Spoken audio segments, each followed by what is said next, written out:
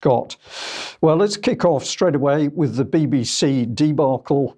Apparently an upset family. Well, according to the BBC's headline here, family upset with BBC's response to presenter photo claims. Now, the basis of the story, as I understand it, is a senior BBC presenter was grooming a youngster, providing them with money, which ultimately was spent on drugs. And this is so that the BBC person could obtain lewd photographs. But let's go straight to the BBC and hear them describe events in their own words. So a few key developments today. Firstly, the unnamed male presenter has now been suspended by the BBC. Secondly, that the police have been contacted by the BBC, though the police say that no formal allegation has been made yet. Also, we've seen the front page of the Sun newspaper, which is the story, they originally reported the story. They're saying that this unnamed presenter made a panicked phone call to the young person involved, saying, "What have you done?" and tried to get this young person to tell their mum to stop this investigation.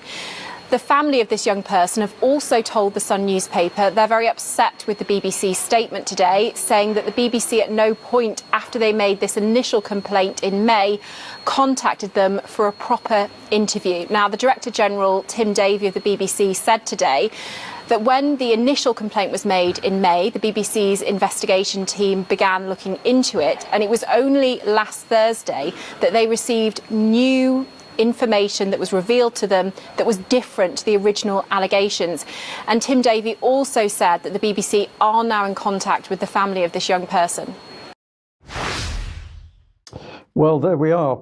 David, let's bring you in on this. What's your take on what the BBC had to say? Well, it's very strange that the police are playing such a minor role in this. Does this indicate that it was technically not illegal, just morally reprehensible, what's been going on here? And the BBC, other times during the broadcast, are telling us there's no such thing as morally reprehensible, that everything's equal and all things are relative. So there's a confusion about the position here. It's all contradictory. This from an organisation with an Eric Gill statue on the front of the building is just another piece of evidence that they don't have any moral compass. Yeah, this is the key part of it, isn't it? It's always confusing. We didn't quite understand it. A report to us was made back in May, but it wasn't until recently we, the BBC, started to understand that something was wrong. But I'll just say in the article that went with that video clip, the BBC was saying, if I remember correctly, that they would be talking to the police later today. So perhaps something's going to happen on that. But it was all confused in the beginning. The BBC didn't really know what was happening. And they believe that the family may be upset as a result of their failure to act. But let's bring in the the Justice Secretary here, Alex Chalk, because he was also posted up by the BBC to comment on matters. Well, I think any employer will inevitably, if allegations are made, will want to conduct an internal investigation. The important point is if those allegations potentially stray into criminal territory, then of course it's not entirely a matter for the BBC, it's a matter for the authorities. And that's why in the fullness of time it'll be important to establish what did the BBC know and when. Because if that threshold has been crossed, you would expect them not simply to say this is a matter for us to police ourselves, but this is a matter to refer to the independent investigator. So it turns on the facts, it turns on the detail, and in the fullness of time, I think there is going to need to be some clarity as to who knew what and when. So that was a pretty smooth statement. We need to clarify everything. David, I'm just going to say to you again, it's remarkable how this is developing, isn't it? That the accusations are pretty strong from the outset. Not only were those photos required by the individual, money was changing hands. That was ultimately spent on drugs.